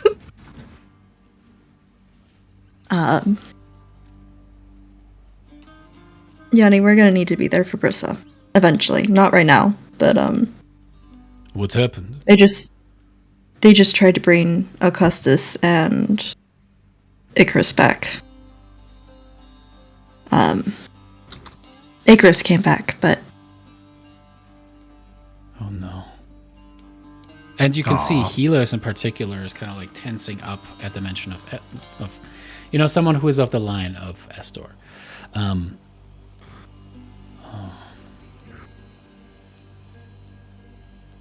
Well, please. Yes, maybe we should. Argenti, maybe you can use your wish to sever the bond so that at least Icarus doesn't die again. A wish? I haven't been granted a wish. I Are you just saying Matteo said that essentially was- above table that the others don't know that you can cast the wish spell? He doesn't even know he can cast the wish spell. Did you tell the others about how you became a dragon? Like, did you tell Yanni in particular?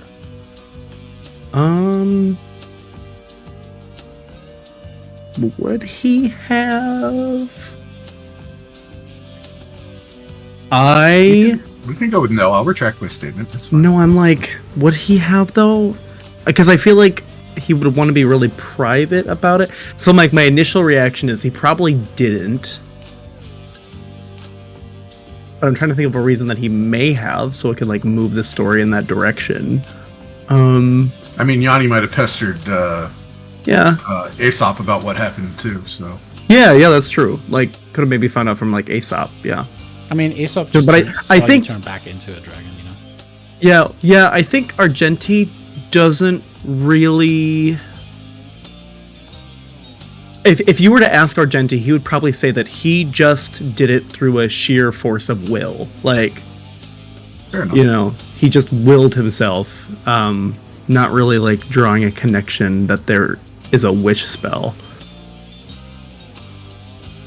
Let me rephrase. Does anybody know a way to sever the bond, the dragon and rider bond, so that Icarus doesn't die again? Helios, you know anything about that?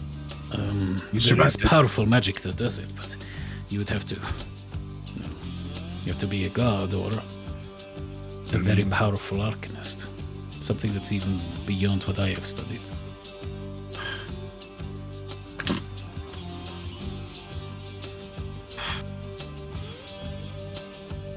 And here we are with a sacked academy library and almost impossible to do research.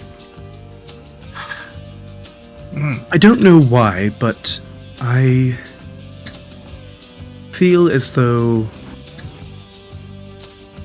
maybe I have some power over this. I don't know how. It's mostly a feeling. What do you mean? I mean, I feel like reality is sort of mine to manipulate at the moment. I mean, that's kind of what magic does. No, but even beyond that. so you're saying you have some sort of power, some sort of ability? I mean, you're a dragon now. You should be able to, I don't know, do something. It's possible. And for another dragon, I would love to try. can do what I think it is you can do, then we could maybe even bring Acastus back. Wait, that means though, a mortal is not designed to carry these kind of powers. That explains why you were so weak. How did you come upon this power?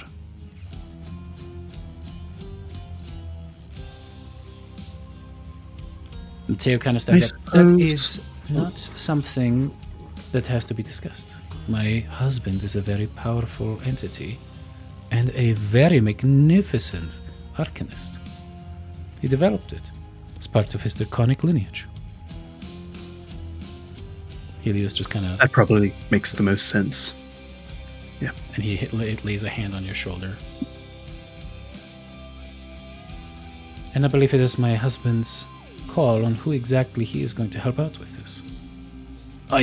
Of course, but we could save both Icarus and Acastus in that case. And beyond that, if this is what I think it is, you might have the possibility to reach through to solve issues of ours.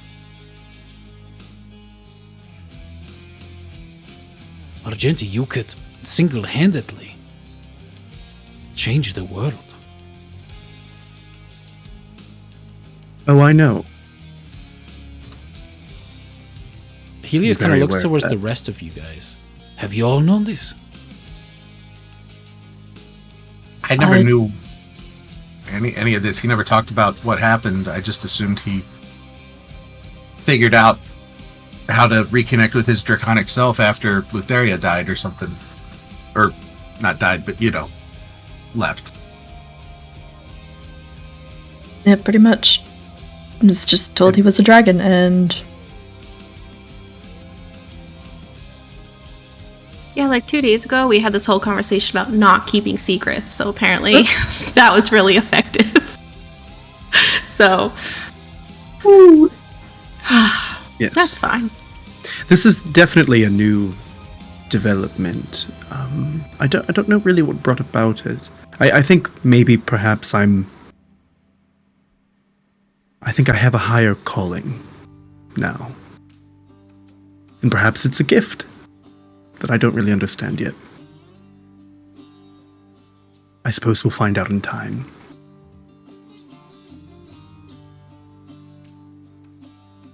The room grows very quiet around you, Argenti, as you make that statement. You can even feel Matteo's hand kind of tense up on your shoulder, but then say, "That is right.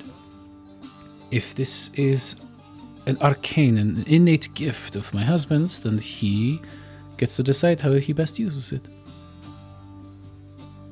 so we're going to find out about your arcane powers now by helping Brissa during this. Matteo actually steps up. This is not agreed yet. This is something that my husband has to think about, of course. We don't have a lot of time. Icarus doesn't have much longer. I mean, he's alive, but he's gonna die again soon. Helios steps up. Oh, we and should you can see him do actually this now getting then. flushed in the face. He's like, We can't just let him die. Of course Again. not. Of course not. We will do this now. Lead the way. All right. Apologies. I think I misread the situation for a second. I think No, I did no. too. as Matteo kind Oh, of no. Yeah. Yeah. Matteo kind of turns towards you and kind of like puts a hand on your shoulder and kind of kneels down to where you were sitting, and just kind of whispers to you, and you can see there's like some sweat beads on his brow. It's just like, I'm sorry, my love. I just want to make sure that you're making the best decision for you. You became so weak the last time you used your draconic potential. What if this time you become right. even weaker? All What right. if you die this time? I'm gonna place my hand on his face. I will never be weak again. I promise. Are you sure this is a promise you can keep? I hope. I want you to be strong, but not... Listen, we've lived under demagogues for so long. You're a magnificent man, dragon. You can do magnificent things.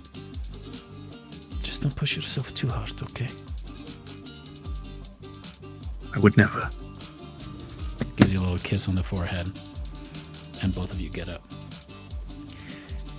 There's a knock upon the double doors that lead into the throne room, where you, Icarus, and Acastus have essentially been just kind of curled up into each other and kind of crying. Currently, there's like nothing but silence.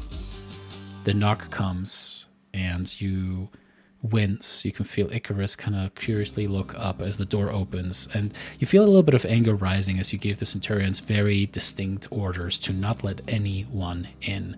And then you see your friends start walking in. A Centurion kind of rushing forward as he goes, "I'm sorry, my queen. They insisted that they have a way to bring the king back potentially, or save Icarus. I'm confused. They kind of went back. Anyway, the light of Thylea."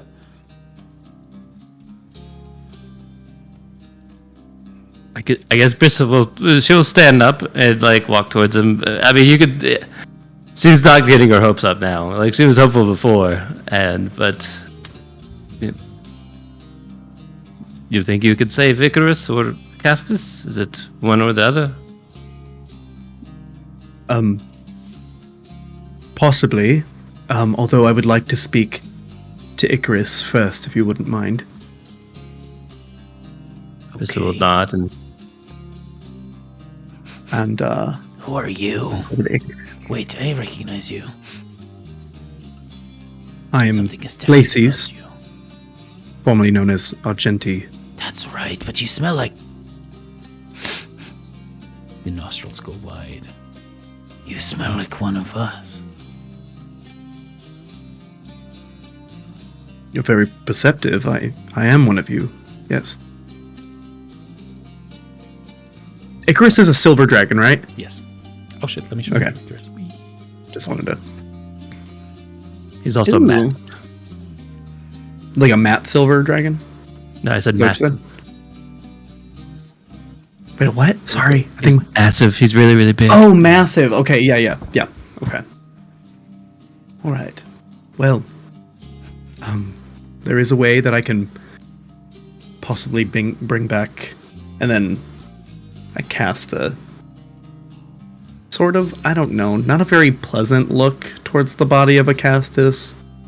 And I This is, like, refuse out to of- say out the of word you your from rider. Everyone else, like your back is towards everyone else, or Yeah, my back is towards everyone else. Like I'm over with oh my god, Icarus, and I'm speaking in Draconic too. It's like a leveling sort of situation. I was gonna ask. Oh, and this is your what is this? Your Acastus? Who is he to you? He is my bonded dragon rider, my king. The man who elevated me to adulthood. Together. sorry, I forgot my dragon voice there for a second. Together we were going to rule the world.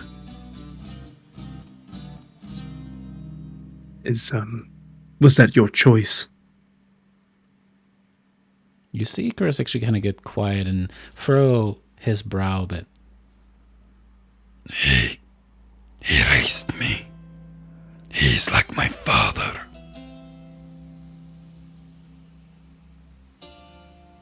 Is that what he told you?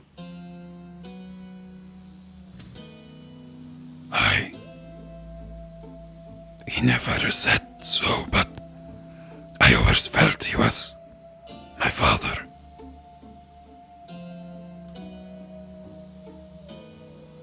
You always have to listen to everything he says. Do you feel... I mean no offense to one of our kind, but do you feel more like a servant? You see that Icarus kind of recoil a little bit at that. No! I have a pit of silver. I get any game I want. He means like game meat. Like, oh yeah, look Yeah. at that dragon stuff. Yeah. I was like, oh, he gets whatever he wants for the Steam Summer Sale. Play poker! He got the cool new PS5. I get $100 each month. I'm so happy for you. At what cost? I am Freedom. a dragon prince. I don't know what it costs. Whatever people give to the crown as they should. Why is it that you will die if he also stays dead? Is that a normal relationship between a parent and a child?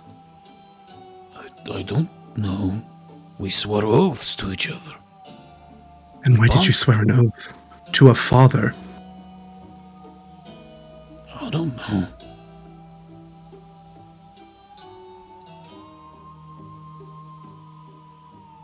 I can do one of two things, and I want you to choose very carefully because it will decide your future.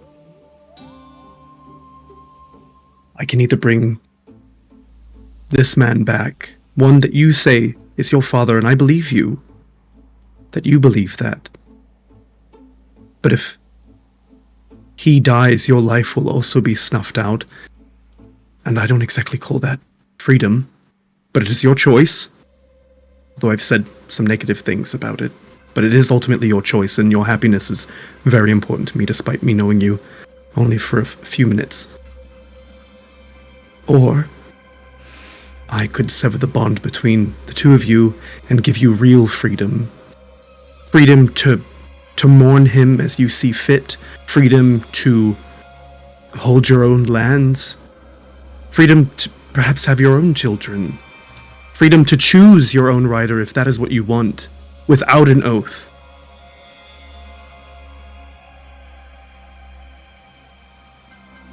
Argenti, this dragon was raised by this man, oathed to this man, has received every possible convenience, riches, but died at the man's side. And as you manipulate this fellow draconic being, go ahead and make me a... And you genuinely believe this, right? Like you would say Argenti genuinely believes all of that? Yeah. Make me a persuasion for check. sure. Okay. Holy mother. Oh, do I get to double my proficiency because it's a dragon? I mean, it should already be baked in for Oh, okay. persuasion. But I think it's because it's a dragon, it like adds another... I could be wrong, I don't really know. But I feel like that was like something... Is that like a draconic bloodline thing? That could be total bullshit also.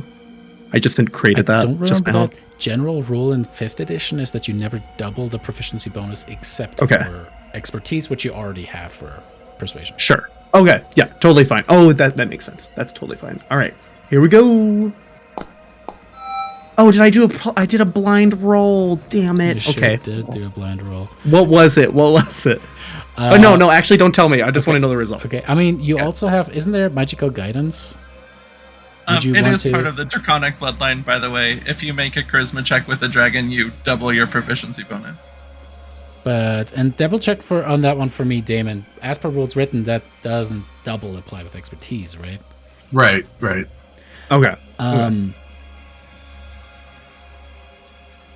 Oh, I didn't realize he had expertise. And I'll use my magical guidance. Okay. And then I'll roll it again. Okay. So let's burn that. And then we'll do this one publicly because I just want to see, big numbers go burr. Oh my god, that's not a big number. Okay. 24. I don't know, man. You rolled a 5 and got a 24. No, I so know. that's still kind of I know. I was anticipating something bigger. Vanity. Guys, what can I say? guys, look at these huge numbers. Okay. Oh, I misread how magical guidance works on that one.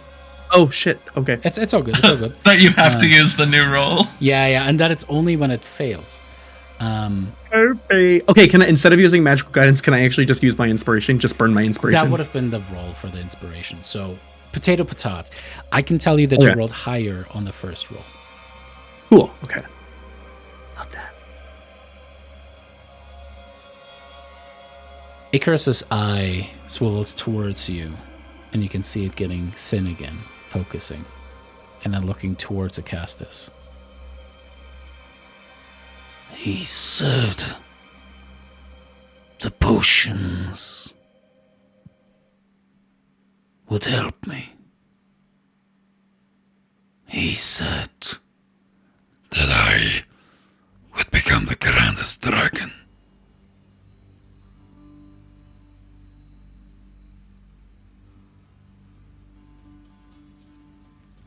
And the face just kind of like goes down. Brissa, you speak Draconic too, right? Yes, yes. Anyone else in the room?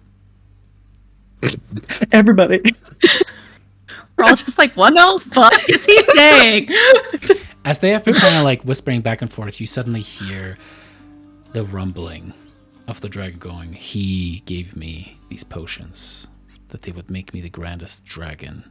And there seems to be like almost a threatening hum in that voice. And with that, we're going to go on a quick break to see how the fuck that is going to resolve. See you guys here shortly. Oh my lord. Oh my lord.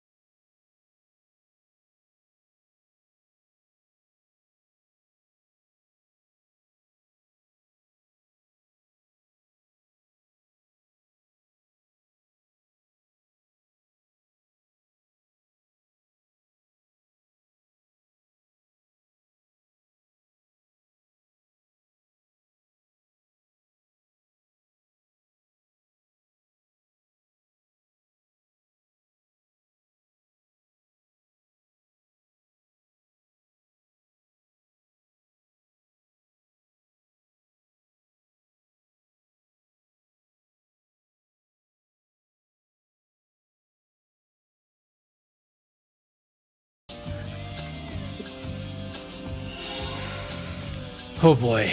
So we took it back live because we're having a deep kind of like character philosophy conversation off screen. Because some of this might have some big consequences, right? Jason, I think you put it beautifully off screen. I would love to have that insight again for on screen.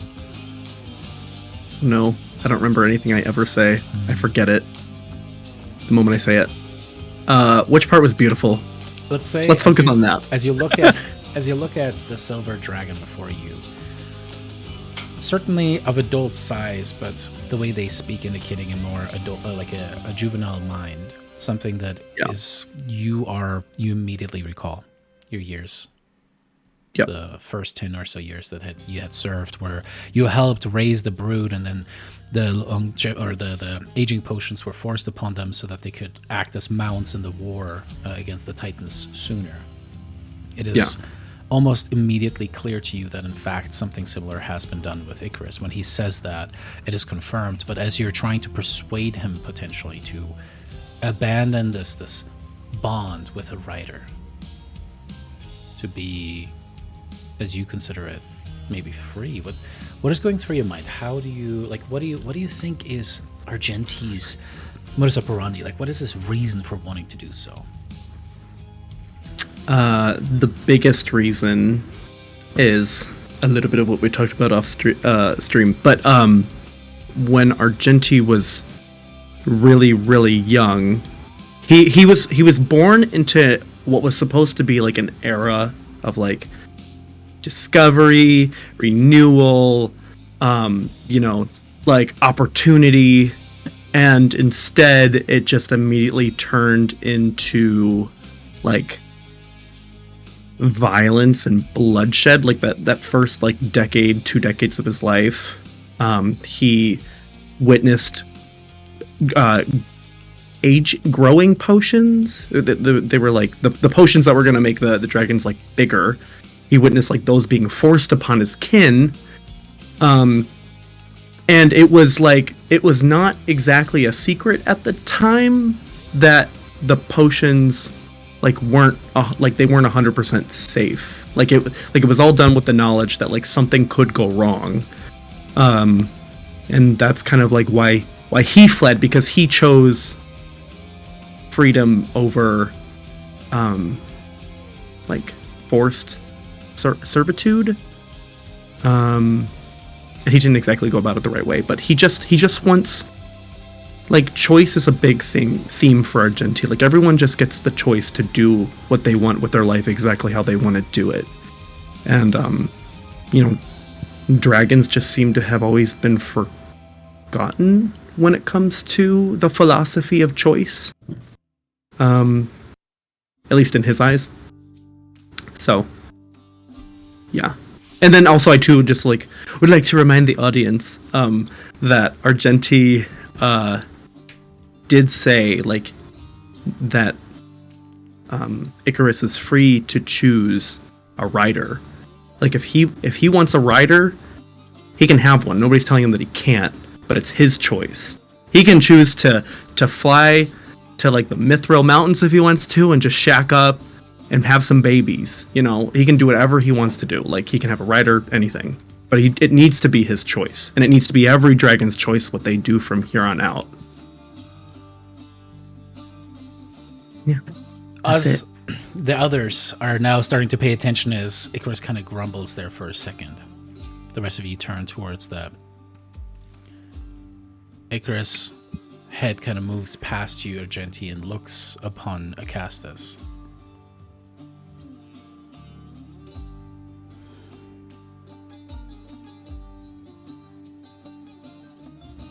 But without him, who knows if I would be alive?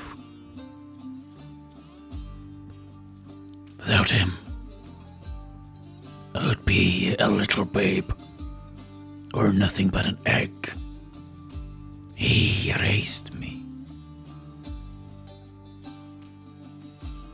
And truth be told, gracias. And the eye kind of looks over its shoulder towards you now. I enjoy my bond And I hope that one day you can feel the joy of Bond as well. Please bring my butter back.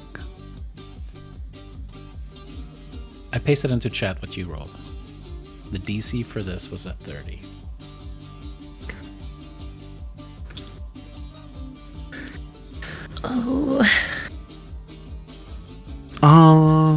Okay. Yeah. Well, choice. That's the theme. He disagrees, but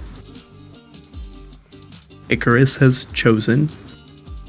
And in another universe, Argenti would have stepped back just like he did to the Sky Lord, Sky King, and probably just said no. But choice is really important, you know. So he accepts it, and it hurts a little bit, but he says, maybe he looks him directly in the eye and lets him know, then it will be done. A nod and thanks from Icarus. Thank you. And walks over towards Acastus and looks towards you, Brissa.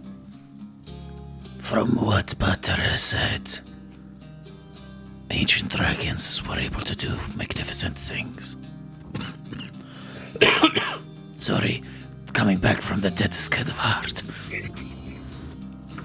Maybe he can actually accomplish this. Bring back Butter. I hope so. Nods, bows really towards you, and then gently picks up Acastus' lifeless body and holds it before you, Argenti. Okay. Not a lot of flair with it. He'll just place his hand on Acastus's forehead, and don't really know how this works. Say I wish, and then whatever happens after that becomes true. Okay. Can he say it internally? Or does he have to say it out loud? I mean, He'll whisper it. Okay, you can say it internally for sure, but like for stream purposes, if you can say it out loud, that'd be great. Okay, he'll say, We could even say, like, if you want to have it internally, you could add a lot of things to it if you want.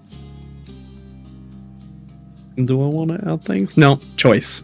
What kind of leader would I be of this free world of dragons if I didn't practice what I preached? He'll say, The Lutheria is rubbing off on him. I wish for you to be returned to life.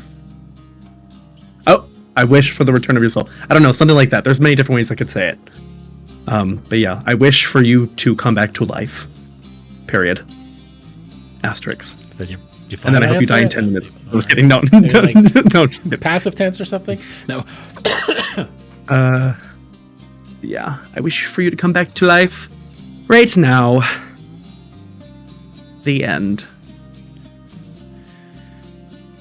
All of you suddenly My thrall. feel What? as there's a shockwave of arcane power that pushes you back. For those of you, again, that have any kind of magic capabilities, it feels like the pressure of arcane concentration in the room makes you almost buckle and fall to your knees. Daphne, you certainly can feel that there's power behind that, as Glacius just closed his eyes, put his hand upon the forehead, and suddenly something just pushed out from him.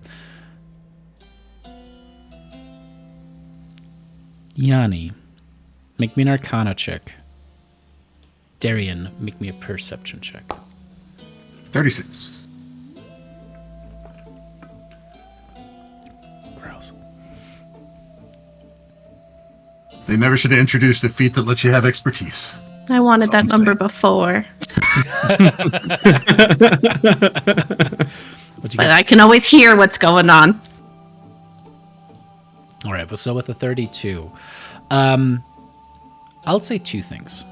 Darian will have to kind of overact as people were conversing with one another, making small talk. Brissa just being kind of like quiet, holding her husband's head. You tried to kind of overlisten, and you did pick up some of the words that were whispered. With the absurdly high perception that you have, you did catch on. You did hear the option. You heard a secret. Darian, you heard a secret. And get a deep inspiration for that.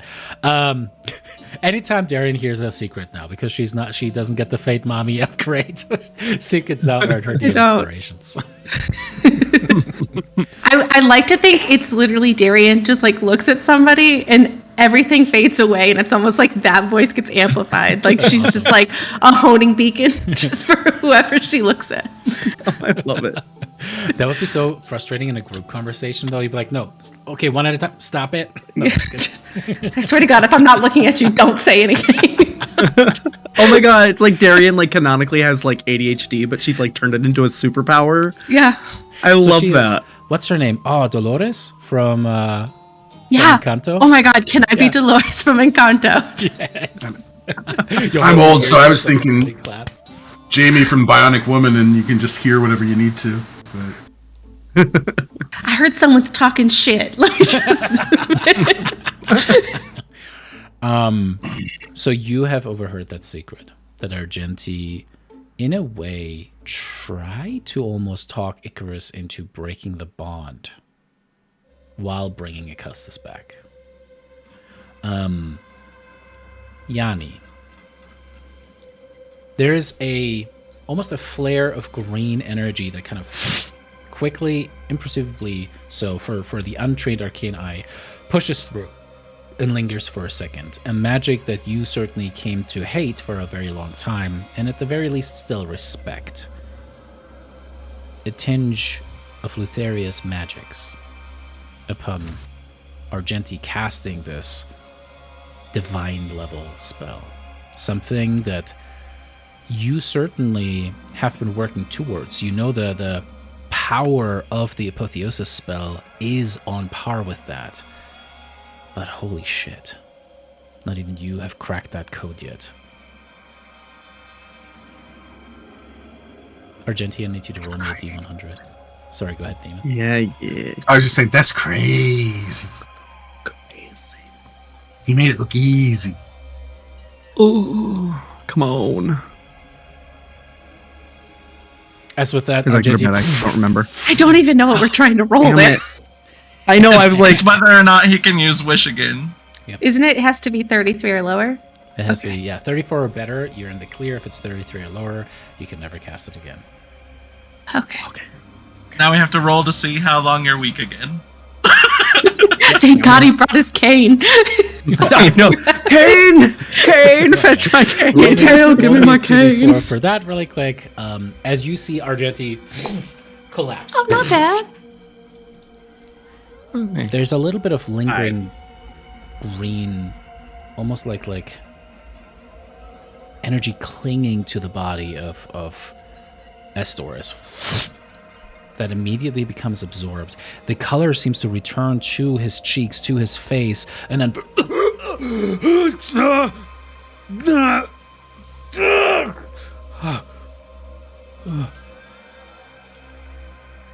and the man gets up.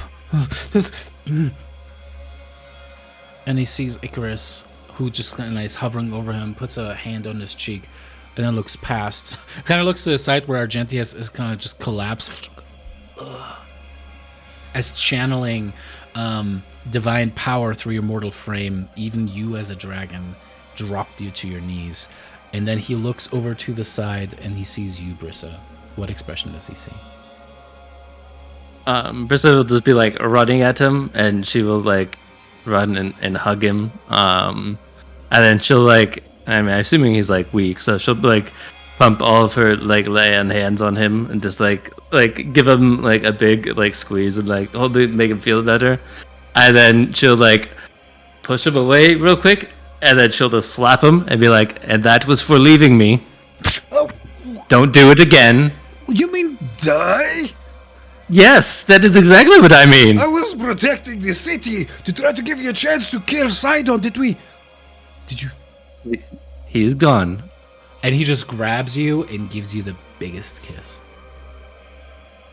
She'll kiss him back. And then she will also like whisper into his ear after the kiss, "And I got our son back."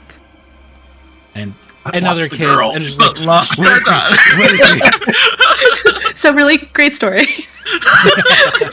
Equivalent exchange. Because it's kind of your fault because you died. Like, really, if we're gonna place blame. Oh, All right, you kind of fill him in on what has happened. He is obviously heartbroken about Mitros. He does blame himself for that, and we'll get into. You have the opportunity to ask him from his perspective what happened. I mean, yeah, Brissa would definitely want to know what happened and how everything happened in the city. A stretcher is brought out for you, Argenti, as you kind of put into it. Matteo rushes to your side. My love, it has happened again, hasn't it? You promised me you'd never be weak. I lied. You did literally just say. he meant mentally. It was Yeah. all mental. Yeah. Listen. Yeah. It's never been about the muscles. Never been. No, Look, I'm a Muscle sorcerer. It all comes natural. I'm not real smart about how the magic works, so I promise I'll never be weak. Immediately weak again. Oh my god. For even longer this time. He just said the part that said I won't be weak in a couple days. Like he just forgot. Yeah. to add that. Right. I won't be weak again next week. Oh my god. No, it is fewer days, but he still has to rest 2 days, 2 full days.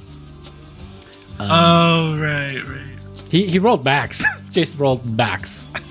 First time he cast Wish. Oh, really? Mm-hmm. Yeah. As with that, you, Brissa, are like filling him in. The Centurions kind of come around and they bow to Acestus as he has returned.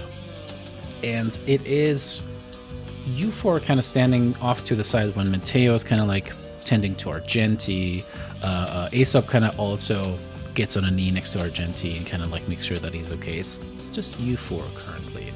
There's a lot of hubbub around you. Yanni, Daphne, Darian, and Lyra. What, if anything, do you four speak about after all this happened? So did anybody hear what he was talking to Icarus about before he brought Acestus back? If we talk using the ring, everybody in the group can hear? It's technically a message spell. It's not an open channel. Okay. So, Yanni would say that. And Darian would say back in the ring to Yanni, I did hear some of it. And I think it's something we need to talk about, the four of us. But not here. And I kind of look at Lyra and Daphne and I say, do you guys want to go on a walk and let everybody kind of settle with each other? Sure. Yeah, I did actually have things I needed to do. Oh, well, I mean, don't let my walk get in the way of your Yanni's stuff. a little bit like a kid on Christmas morning waiting for mom and dad to say it's okay to tear into the presents under the tree. Right now he's like, Helios is like, may I come as well? Yeah, fuck it. No secrets. Let's go. Practice what you preach, right? Just let's go. Because I definitely don't want Brissa to know this. She's in her. She got her hubby back. I don't want to ruin that. And also, We're about to leave someone else alone for a full 24 hours. yeah. Thank God we have 2 days till Argenti doesn't need his cane anymore. We have time. I think the cane's a permanent part of his affectation now, but Yeah. I think so. Why don't we go Need back to borrow it to? afterwards. Yeah. I mean, do you want to head back to the wherever you guys were with all the scrolls? wherever that place was. The Academy? Yeah. The Academy. The hub of knowledge in Mitros. I mean, to be fair, she's probably blocked it out on some level because that's where she watched her mom turn back into flesh and die. Like, so, Listen, there's just only so much I'm gonna remember or care about at this point. You know what? There's a little placard at the steps of the academy that just says "In Darian's Memoriam, mom. Darian's mom." Right here. we didn't even bother to Darian's ask what her mom. name was. We just put Darian's mom. Full of life, even though she was hollow. So it's, Full of life, not of organs. yeah, it's fine. At this point, Darian's just like, I deal in dark humor. That's how I deal in all of this. This is how I learned sarcasm. All these jokes.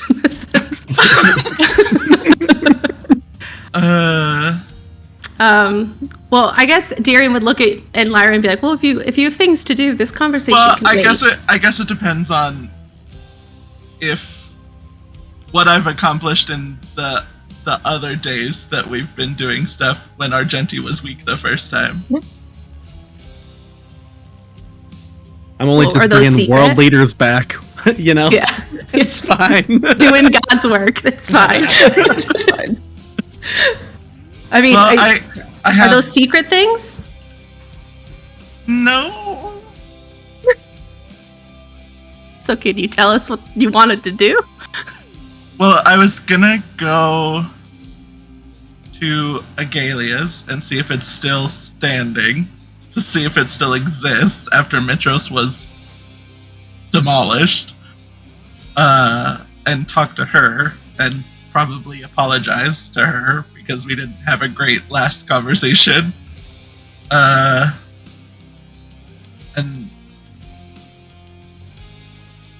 then there was some other stuff I was gonna do that's like half secret. Oh, I love this group. I love all of our secrets. Secret. But it's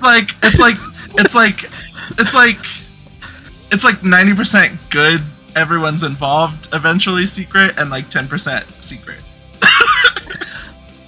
Okay, I think Darian would be like, "You've had plenty of time to get your shit done. You're coming for a walk," and she would just start walking. I mean, I would hope so. I just don't know if it actually happened or not.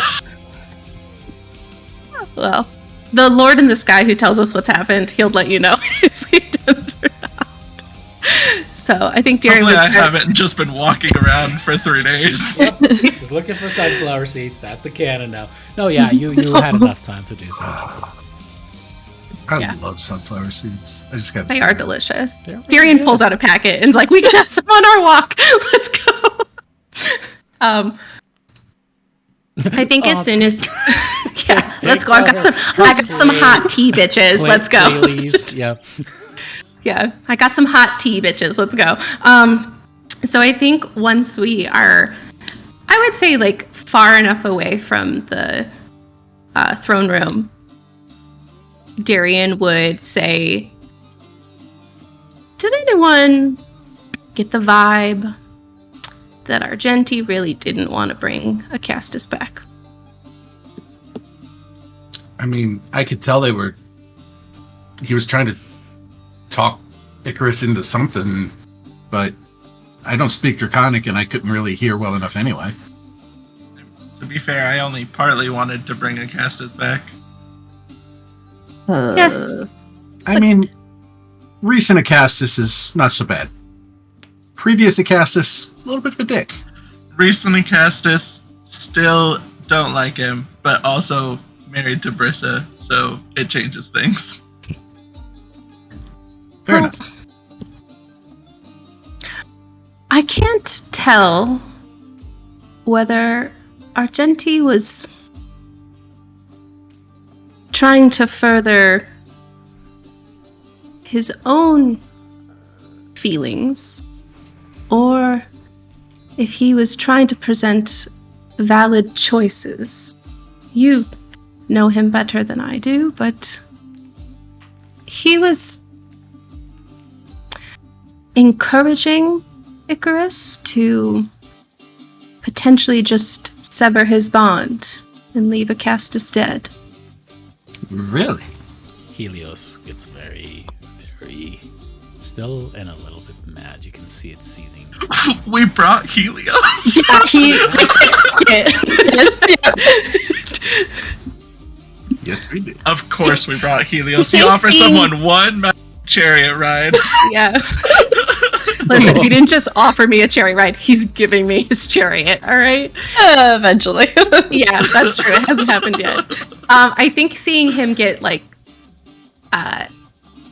stiffen, Darian will say, Why? "But wait, Out of all the words that you have possibly introduced, I don't know. you have to choose Stephen. what I can." His gets muscles rigid. get noticeably erect. His muscles bulge out because he's so upset. Like, Oh. what else, David? And we're back. We're back in the It's game. almost like she's never played with this group before. Is We are Helios back walking in behind it. you? Your book talk is showing. Your book talk is showing. Yeah, that's fine. Darian, Darian, do we reads. need to leave for a This bit? was Darren's life. Listen, you got to act it out. I just have to read about it. So anyway, let's get back on track. Why? We were never off track. We've been Totally on track this whole derailed. I don't know what you're talking about. That's true. Okay. It wasn't that he wasn't offering Icarus. You fuck. He wasn't trying to. Lyra, I need you here with me. I need you with me. Sorry. With me. We might have to have an intervention. Look, a lot of depressing shit just happened. I'm trying to. I know. Okay. We still need to talk about Daphne's choice for this permanent eye makeup, but that's fine. I don't know what you're talking about. It's girl. We'll talk about it later. Here. We'll It talk about has it later. faded a little bit. It did fade Oh, a little okay. bit over the last couple of days. Okay. Oh, Okay. so it's It's a not badly as done tattoo. I don't. all right. I didn't get any time. This is not about me. Okay, this What is did not you- about you. Okay. Oh right. Remember, like an hour ago when we were like, "This is all for Brissa. This is Yeah, all. this is all back to Brissa." This is all Brissa." Okay. He was giving Icarus a choice to either choose to have Acastus return and continue to be his bonded rider, or he would sever the connection and Icarus would be free to do whatever he chose or chooses. However, it didn't feel like Argenti was ambivalent towards either choice. It felt like he had an outcome he wanted, and it wasn't the one that happened.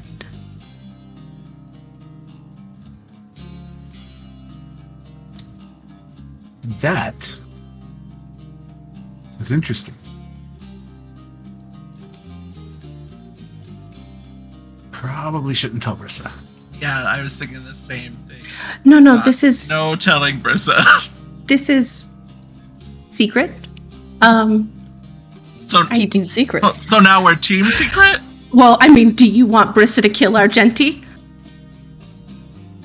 I mean, if you do, now's the time because he's back to being feeble old man Argenti for the I time don't want being. anyone in our group to die. I want us to try to figure out why Argenti has made this shift in the time I've known him.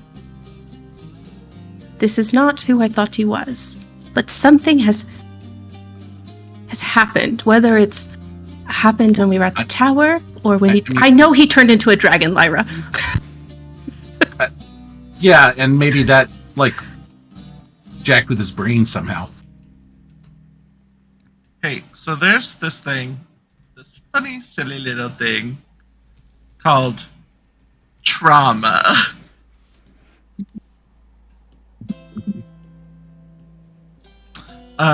And we've all been through it. Yeah, it's really what binds us all. Without Yeah. it, we'd have nothing in common whatsoever. I think I read about it. It's called trauma bonding. Really, that's Well, you see, it's worse because we trauma bonded, but it's because when we first met each other, we trauma dumped, which is what you're not supposed to do. true. True. Now But- we don't have anything else. But what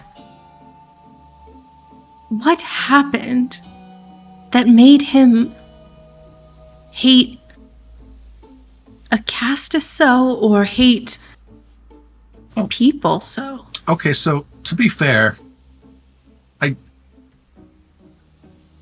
we don't have evidence that he hates people in general, do we? Did I miss something? I mean, some days I hate people in general, but you know, that's just kind of the nature of the whole like existence thing. But, and to the best of my knowledge, he didn't really know Acastus that well, so maybe he was just looking at offering another dragon freedom from an oath that maybe he didn't want to make in the first place or didn't understand the implications of. Just being devil's advocate here. But, you know, maybe he thought in the moment at least that was more important than Brissa's happiness. I don't know. Yeah, I mean, I love Icarus, and it can be kind of confusing because he is so gargantuan, but he is technically a child still. Yeah, that's the part I don't get, is like, Argenti was basically saying, I'm going to take a daddy away from 3 kids. That's the part I'm a little, like, I mean, maybe it's because I never knew my daddy, but yeah, I don't know. It's like, why would you do that when you could reunite a family? Well, just this. Oh, I guess 4 kids now because she adopted that other one while he was dead. So that's gonna be a forgot about fucking that one. conversation. And I mean, also technically, Scylla is. Brissa absolutely sees Scylla as a child, so Yeah, it would but be 5 I mean, Acastus kids. is more stepdaddy to her. But Yeah. Okay, but sorry, Helios. I mean, you're really her daddy, but that's a whole other problem. No, I'm not so deluded as to think, as I contributed towards her existence. I'm not her father. I didn't raise her.